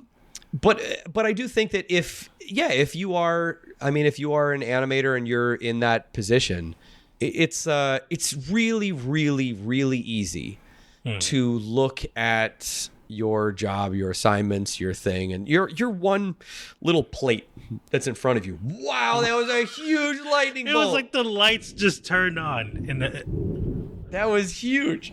Wow. I don't want to discourage people from getting into or trying to get in the industry, because I'm just telling you, people suck, man. There's so many people out there who really suck. If you think, oh, I don't know if I can get into it. I promise you, if you care about your job and you want to actually put in effort, there's a place for you. And it's hard to say, like, it's not like you could be like, be a hardworking person and you'll continue to thrive in this industry, because it doesn't work that way. It's not that way. Sometimes you get cut as well as that person who does nothing at all. So nothing at all. So let's talk about the money side of things. Yeah. Like the jobs that are out there, we already kind of know, but fear is also the amount of money that you can make in animation. Can it support you? Are wages going down in studios and that sort of thing? I think that the wages are kind of the same. I think it's just the jobs that you're probably going to get are going to be the lower budgeted jobs, aka usually the jobs that are awarded to the lowest bidder at a studio that doesn't pay very much. So therefore the jobs that you're going to get are going to be at that studio which doesn't pay as much. Yeah. It's, you know what I'm saying? It's more, just keep in mind the studios that you work with. Like if you go back to the same studio and they pay you less, that is a bad sign. When Warner Brothers doing tax cuts on movies before they were even released, does that only protect the higher ups, or does that also save the jobs up lower, like animators and stuff like that, so they're not laid off? I think it is save money for them as impossible for me in my position to answer that question. I would love to have an answer to that. The problem with this is that I think the more you talk about really big businesses, the more you get into the philosophies of business and the philosophies of like capitalism, right? The way that it works or doesn't work, I think really depends on the way that you look at things. I mean, it's different schools of thought will allow you to reach the same conclusion or reverse engineer the same conclusion off of completely different paths. And that's, I think, why it's so difficult to understand the movements of capitalism and business and the entertainment industry, is because it kind of depends on how you look at it. Because you really want to believe, you don't want to believe that there's a CEO who has a cat on his lap and he's just kind of like, let's get rid of Wile E. Coyote versus Acme. It's my favorite thing to do, is crush dreams. If the industry, we all believe that the industry is this evil thing, why do we want to be part of it? Because we want to make cartoons and we want to do. Yeah, it's funny how like sometimes people can be like, oh, these CEOs, these like, terrible people, but then they don't realize that they're enjoying things that CEO was directly responsible for. Yeah. I think the real answer, and probably the unsatisfying answer, is that people are people, and it's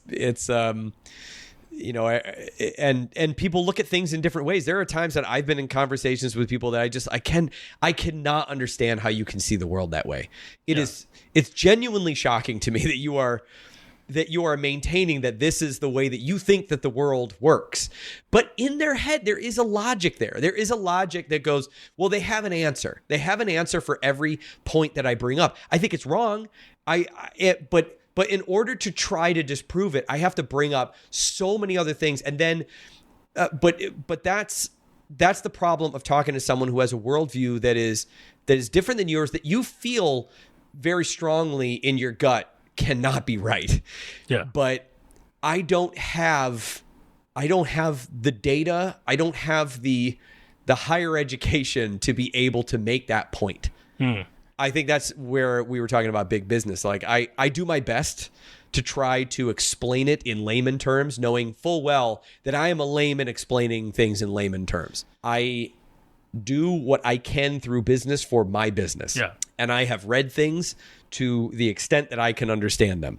I am not a financial guy. I don't really understand, big financial numbers like that when they start doing the shell game and moving things around. I think there's probably moves that we have seen as really evil and awful that have probably saved a net number of jobs more than the damage that they've caused. I don't know what they are. And I'm not even really willing to entertain that concept further because I don't feel like it helps. It doesn't help my cause as an animator wanting to work in the business to I'm not looking to give them any more excuses and any more forgiveness than is absolutely necessary. And I think the only thing that's absolutely necessary is that we just understand that it's really easy to look at someone and point at them and say they're evil and they're doing this because they're evil, because it gives you some sort of that's why I said conspiracy theory. It gives you something to kind of go, oh, there's a purpose to the world. It's a little bit more sad than that they're not really considering you. You're a number on a balance sheet. Yeah. And the mere fact of the industry, the way that it is, kind of it to them, I'm sure that they see it as well, this is just a way of life. It's just the way it is. I didn't create the industry. I run the things that are, whatever, but the industry is what it is. If you want to change it, you can change it. And I think that to an extent, I think that's important to realize that they are dispassionate in that way. I guess, yeah. It's just. By the way, you're sitting on the edge of the couch. Do you have to go to the bathroom? No. My leg. I started getting the shooting pain up the side. Yeah. So I have to kind of readjust. I totally know what you mean. Yep, I totally. My leg is just you can't fold like this now. You have to sit down like a Lego. Man. I got an Apple Watch, and it every 45 minutes is time to stand. Yeah. I feel like such a child. I don't know how to turn it off. I've looked in the settings, and I have no idea how to turn that one particular feature off. I'm sure I could Google it, but honest to God, forget about it all the time. I just keep going dismiss.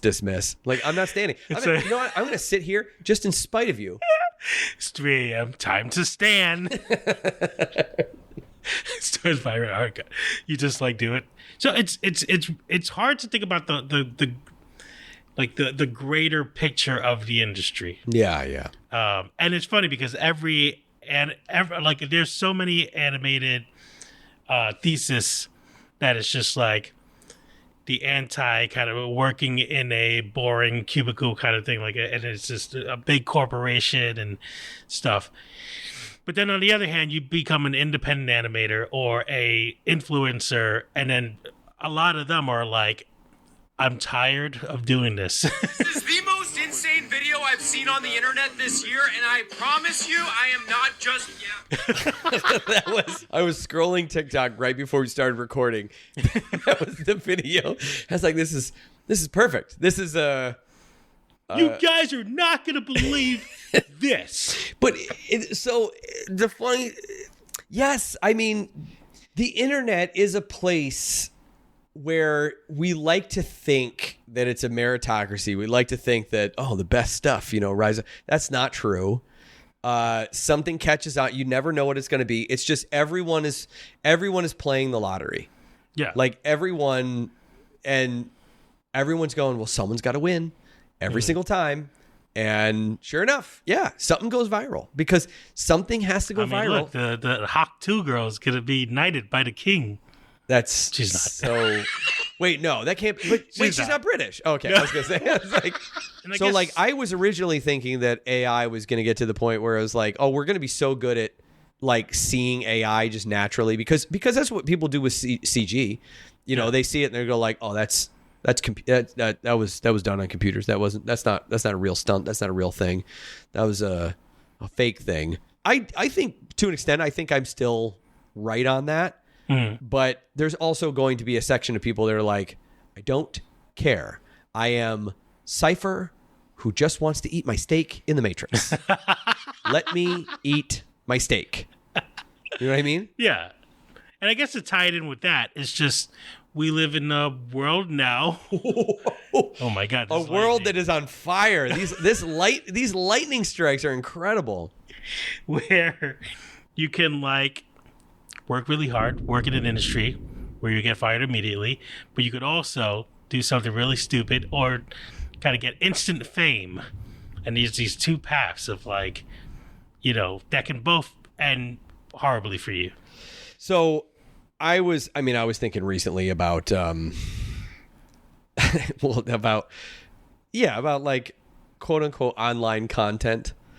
And I haven't done an animated short in a while for myself. And I was thinking about, you know, I want to finish the Easter Bunny short. You know, people waiting for it for a long time. Do I really want to do it? Am I really looking forward to it? How long is it going to take? And I kind of did the math on it and went, you know what? I feel some more immediate passion for this pitch that I want to do. I want to write this up. I want to finish it.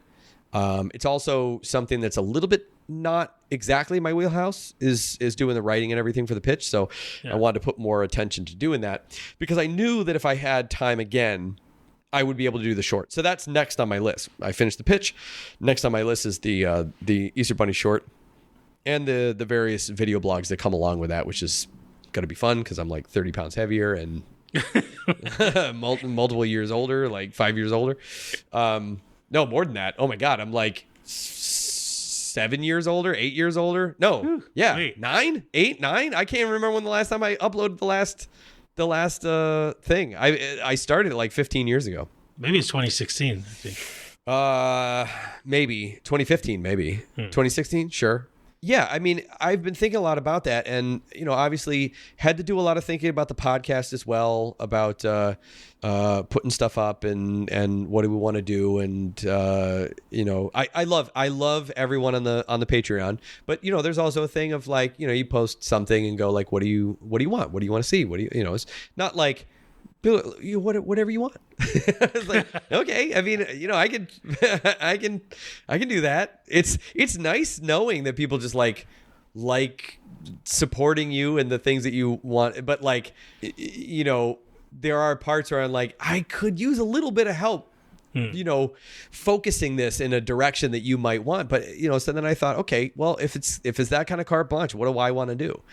And that's where we had that discussion where I was like, well, I only have 2 ideas. I got do an entire year of interviews, which I didn't say because we didn't do it. And so now we're on the 300th episode and we didn't do it. But like that also became a thing where I was like, okay, I could do that. But then I get an entire year where that's not what I want the show to be forever. So I just wanted 1 year I thought it'd be fun to do 1 year of interviews. Yeah. And then I realized that if I do that, it changes everything. And then people are going to expect these interviews, and then you're going to be forced to do things, you know, talk to people that you might not want to talk to. And, you know, you have to, it's difficult. And then it was like, well, no, I mean, I think the state of the industry, if we can come back to that as a whole right now, it's pretty dark. It's pretty dark, and it's not always very fun to talk about. Yeah. I like talking with you about the industry, and it's fun sometimes to kind of like joke around and vent in the way that we do. So I feel like we deal with that kind of frustration and stress and anxiety in a very similar way. Yeah. Which is just to like mercilessly make fun of it and ourselves.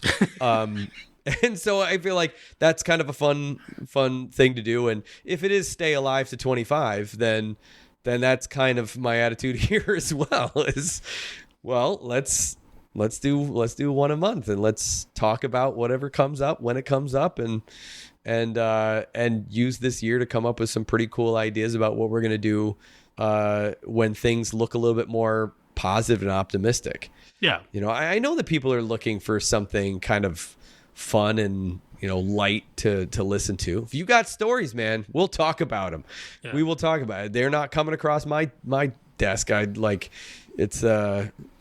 just the energy of the industry is a lot different when we first started doing the podcast. It's a little blue. Yeah. Can I pitch my my AI cartoon that I don't want to animate, so I'd rather just say it here? Sure, go ahead. A guy shows a picture to another friend of his, and it's a picture of a beautiful horse or something. I don't know. He's like, "Oh wow, that's amazing! How did you do that?" "Oh, I used AI." And then the guy shoots him, and then he's gripping his chest on the floor, and he said, "Adobe Illustrator." And then the guy goes, "Oh no!" Well, they're really gonna have to change their. I wonder if they're gonna have to change their icon. I wonder if you know what? Wouldn't it be funny if they changed it to like IL? I think what we did here was we talked about the evolution. Oh my God, I'm doing what the guy did in the tutorial. We were watching this. I mean, not tutorial. It was one of the a video on the industry. It was a video on the industry where some guy was you're watching and you're like, oh, this is interesting. Why are you just rehashing things that are in a million different? Oh, it's because you have a Kickstarter. Oh yeah. He just kept trying to like my Kickstarter.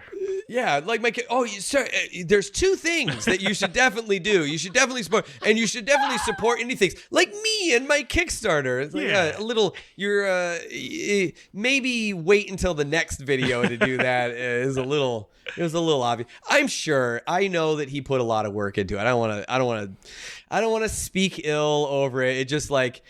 Because I know I've done that YouTube thing before as well. And also he's recording himself, and it's kind of like aggravating to do that. And I don't like watching myself when I'm recorded. And he had a lot of like little ticks. Like it was like, who are you looking at? He just kept like looking off.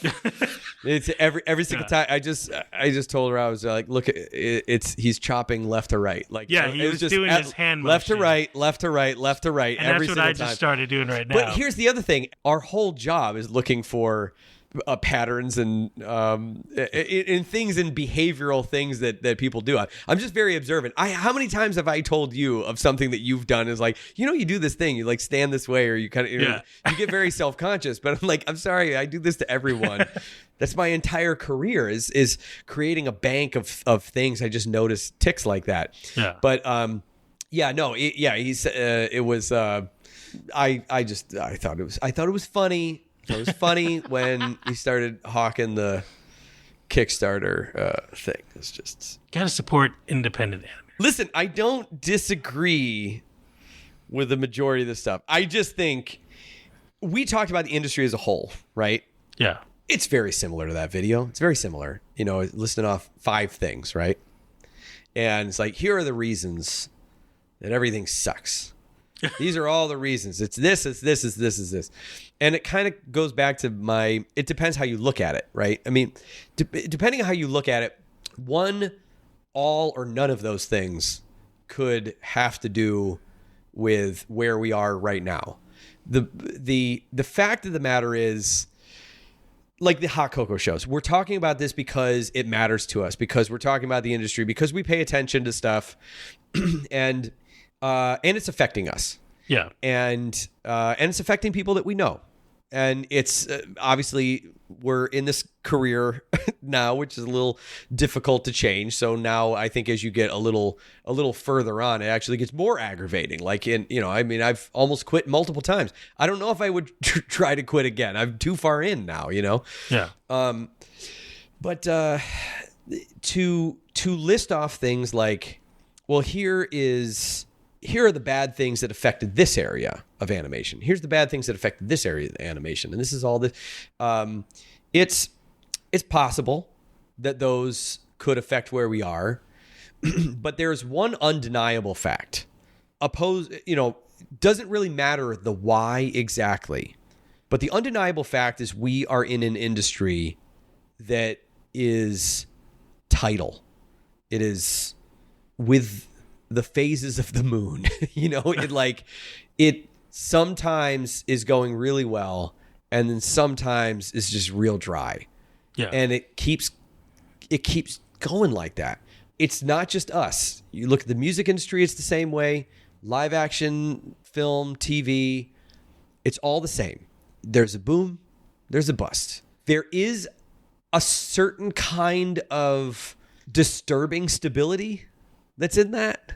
Yeah. In that that it's eventually going to come. It's going to be painful for a little bit, but it's eventually going to come back around.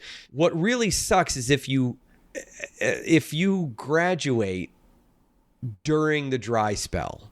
That sucks. Yeah. But you also have an advantage. You have a degree. You've never had a job, which means you are entry level, which means you're probably going to get hired before other people.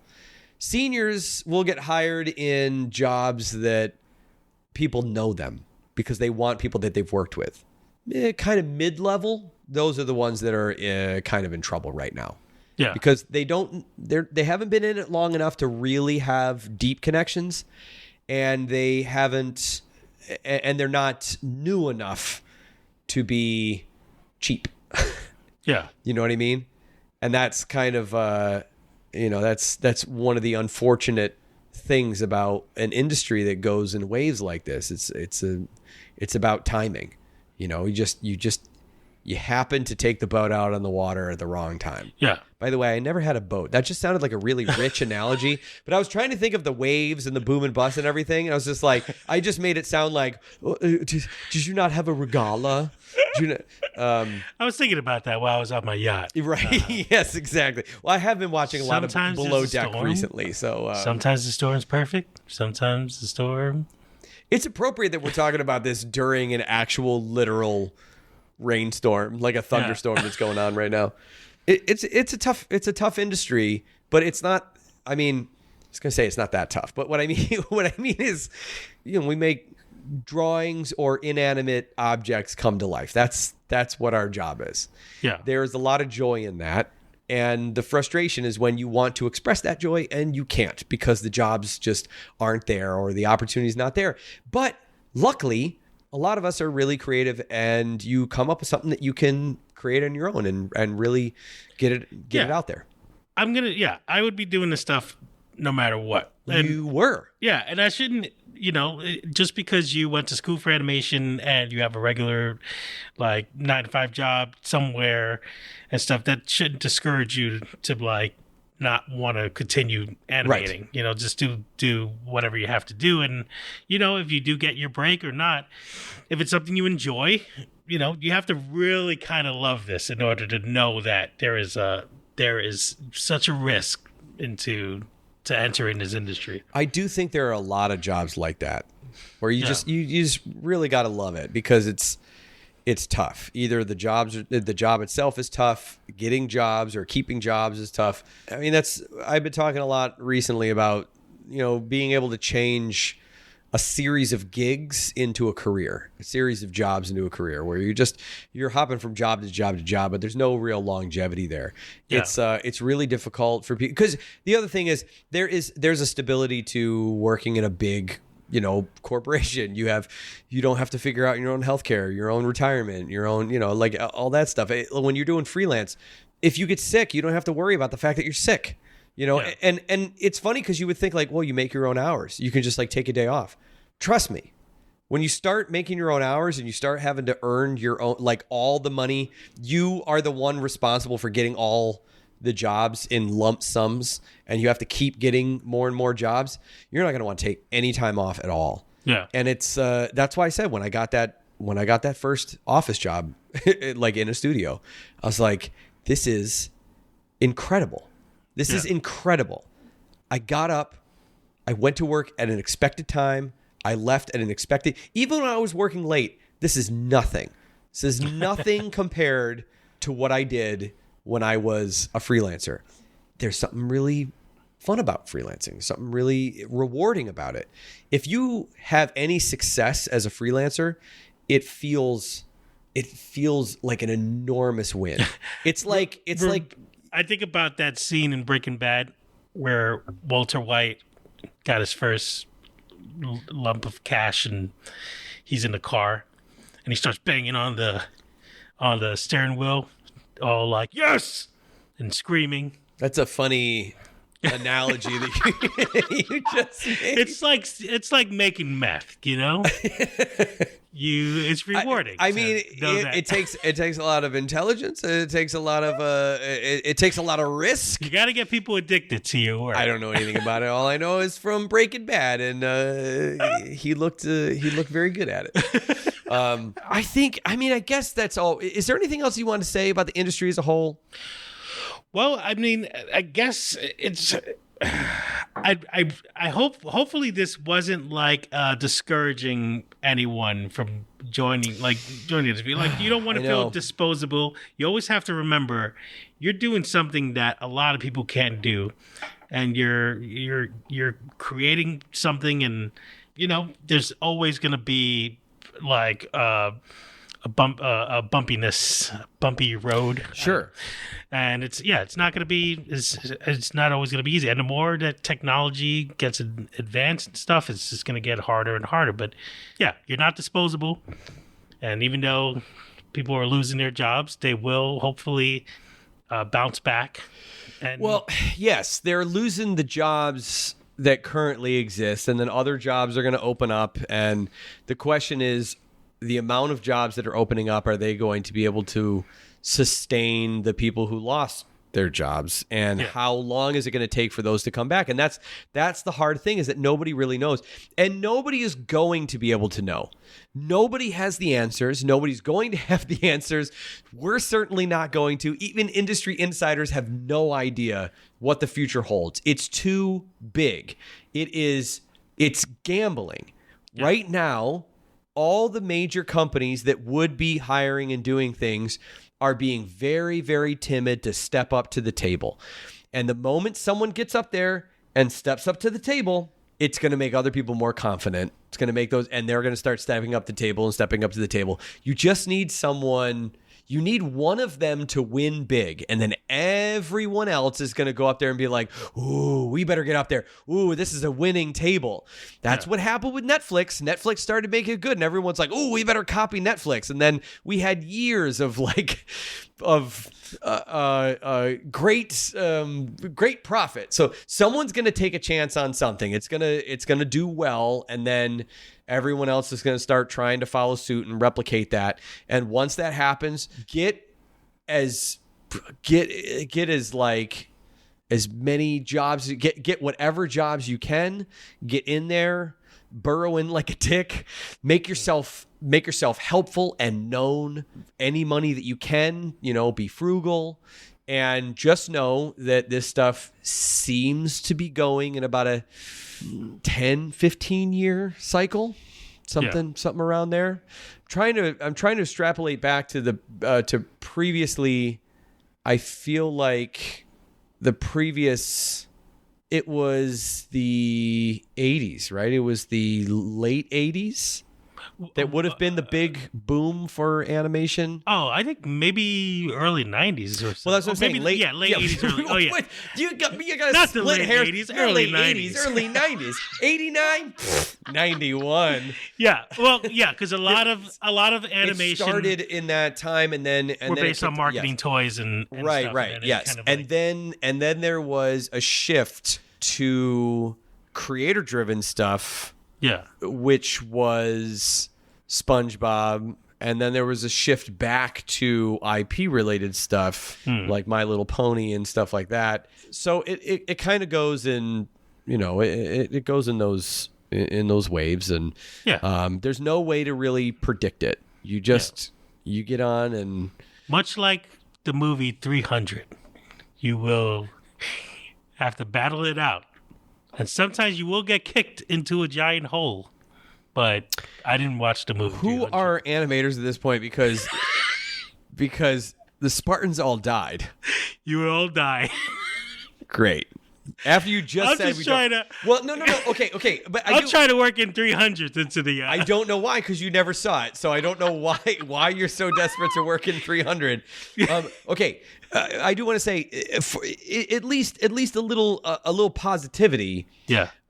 For people who are trying to get in the industry now, if you are graduating or you are working in a totally different job, like Rob was, and just love animation, want to do animation, you're doing independent animation, you're trying to break in, and I'm not even talking about studio stuff. I'm talking about freelance contracts, studio work, whatever. It really is the most important thing, is to be interested, to be helpful, to be consistent, to be diligent, and to make yourself known.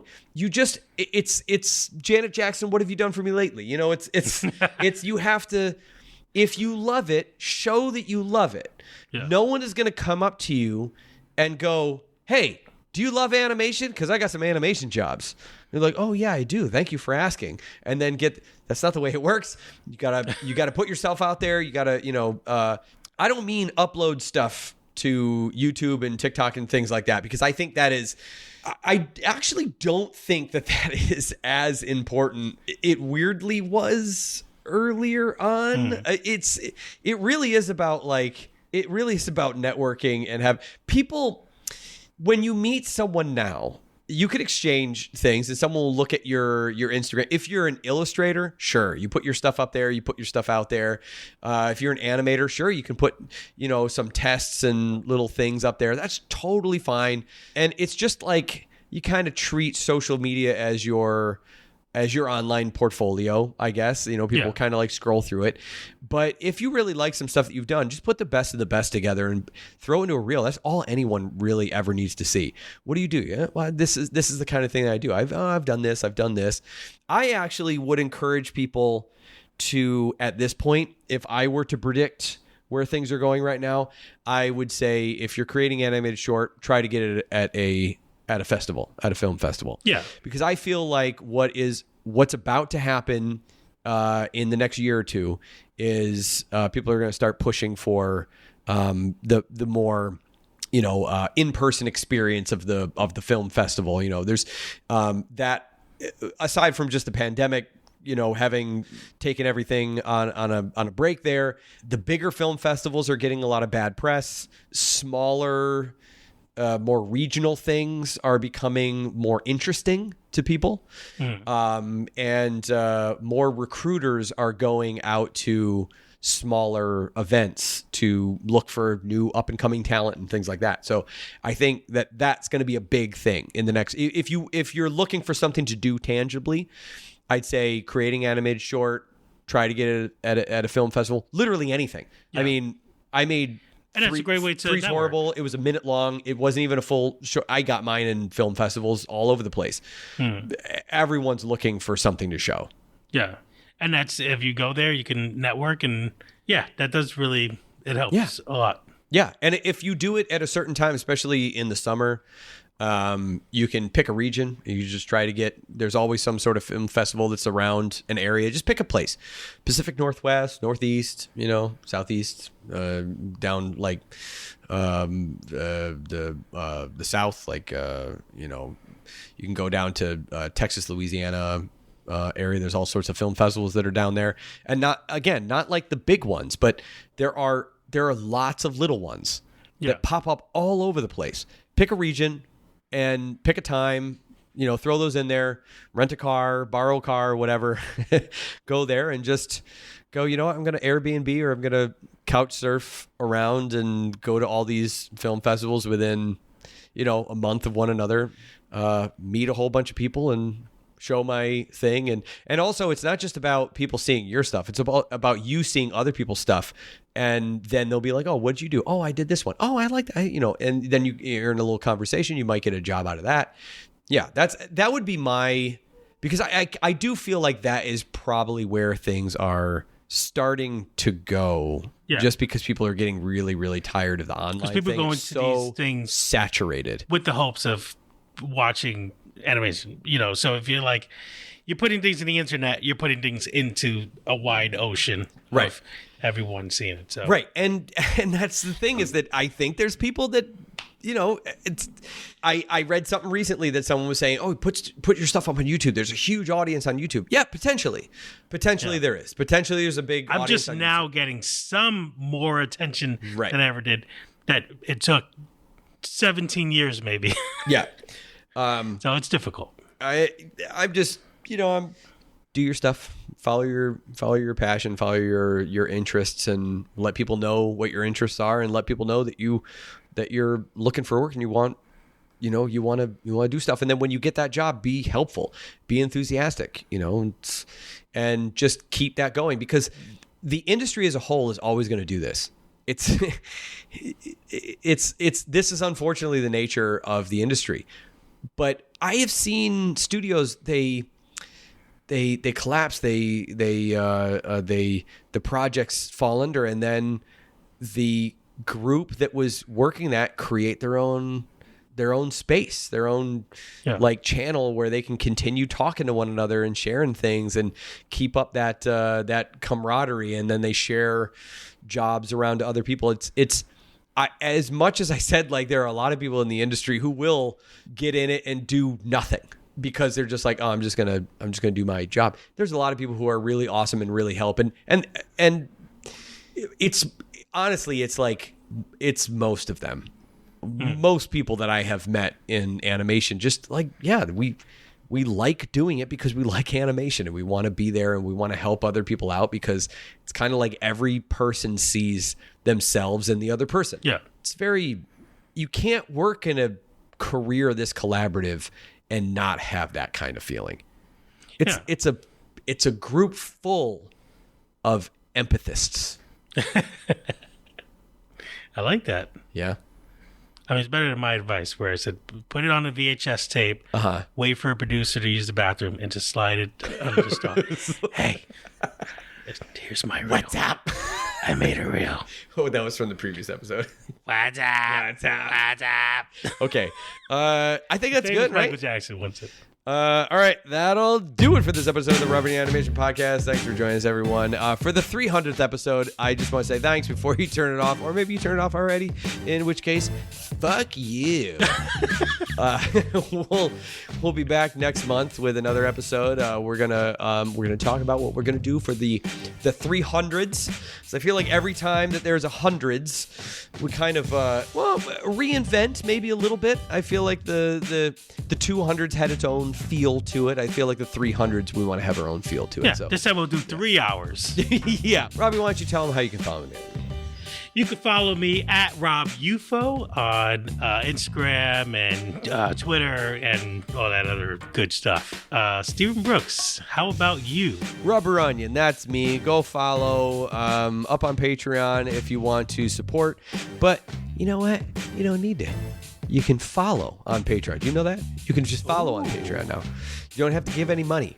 What's the point? Don't tell him that. I know. What's up? What's up? With you. So yeah, no, it's been great having. I mean, we said this on our 10-year podcast, but we've legitimately made friends off of the podcast, of people who've listened to it, which it felt weird to begin with, but then became exceedingly normal. It became something that was kind of fun, and I enjoy doing these. I need it as a little vent, to be honest, in my brain, especially these days. I would love it. I would love it if there were more positive stories that we could talk about. And I am going to go scour for some positive things. Give you a little insight into what's coming up in the 300s. Yes. Because who knows what we're going to encounter. Listen, it's going into the end of 2024 into 2025. Who knows? Oh, I'm sure it all may great. be All great. great things. It may be terrible. Most likely terrible. Well, anyway, thanks for joining. Thanks for hanging around. If you have listened to all 300 episodes, and to be clear, there's actually 301 technically, because we started with episode 0. Oh, that's right. Yeah. But if you have listened to all of the episodes, from the bottom of my heart, get help. Why would you do that? What is wrong with you? I was trying to think of something funny to say as I've been drinking. It's not a. Anyway, we love you guys. Thank you. Thank you, guys. Thank you. Thank you. We'll And see. happy 300th. But Happy 300. You know what? It's been a pleasure. It's been a pleasure, and I am so from the bottom of my heart to you. I am so sorry that I did that road trip episode without you, because it is the only episode that you have Shame. not been on. shame. But that means you've been on 300 episodes. That's true. So hey, there you go. It's not too shabby. All right. See you in the next one. Bye. See ya.